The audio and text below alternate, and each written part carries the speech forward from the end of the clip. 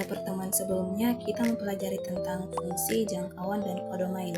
Pada hari ini, kita akan mempelajari tentang perbandingan senilai. Dengan tujuan pembelajaran, yang pertama memahami bentuk umum fungsi dari perbandingan senilai, yang kedua menentukan konstanta perbandingan senilai, yang ketiga menentukan fungsi yang merupakan perbandingan senilai dan yang bukan senilai, empat menyusun persamaan perbandingan senilai. Kita mulai dengan membandingkan keliling dua persegi berikut. Panjang sisi persegi A adalah 5 cm, sedangkan persegi B adalah 10 cm. Gunakan rumus persegi yaitu 4 kali panjang sisinya, sehingga keliling persegi adalah 4 kali 5 cm sama dengan 20 cm. Sedangkan keliling persegi B adalah 4 kali 10 cm sama dengan 40 cm. Nah, sekarang kita cermati. Jika panjang sisi perseginya diperbesar, maka kelilingnya juga ikut besar. Atau sebaliknya, jika panjang sisinya diperkecil, maka kelilingnya juga ikutan mengecil. Jika kasus seperti ini, maka disebut perbandingan senilai. Sekarang mari kita hubungkan dalam bentuk fungsi. Jika panjang persegi itu X dan kelilingnya Y, maka hubungan keliling dan panjang sisinya bisa kita tulis Y sama dengan 4X. Tadi kita sudah simpulkan bahwa hubungan keliling persegi dengan panjang sisinya berbanding senilai. Jadi secara umum, jika Y adalah fungsi dari X dan dinyatakan dengan pola Y sama dengan A dikali X, maka dikatakan bahwa Y itu berbanding lurus atau senilai dengan X.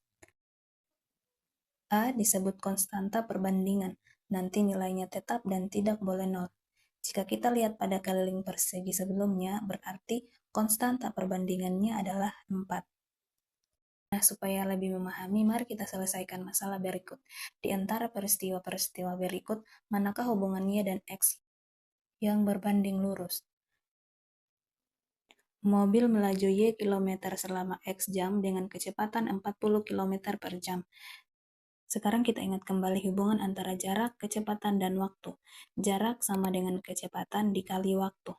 Kita cermati setiap simbolnya. Mobil melaju Y kilometer, artinya Y menunjukkan jarak selama X jam, di mana artinya X ini menunjukkan waktu perjalanannya.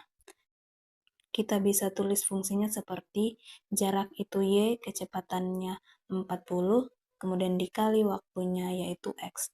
Nah, kita sudah menentukan fungsinya. Selanjutnya kita menentukan apakah ini berbanding lurus atau tidak. Kita cocokkan dengan pola berbanding lurus yaitu Y sama dengan AX, sehingga peristiwa yang pertama ini kita simpulkan senilai dengan konstanta perbandingan sebesar 40. Berikutnya, jika 4 liter jus buah dibagi pada X orang mendapatkan Y liter, nah, jatah jus setiap orang itu akan sama dengan banyak jusnya dibagi dengan banyaknya orang. Sehingga bisa kita tulis fungsinya seperti ini. Tiap orang itu Y sama dengan jusnya ada 4 dibagi banyak orangnya, itu X. Selanjutnya kita menentukan apakah ini berbanding lurus atau tidak. Kita cocokkan dengan pola berbanding lurus. Kita lihat, berbanding lurus itu polanya adalah Y sama dengan AX.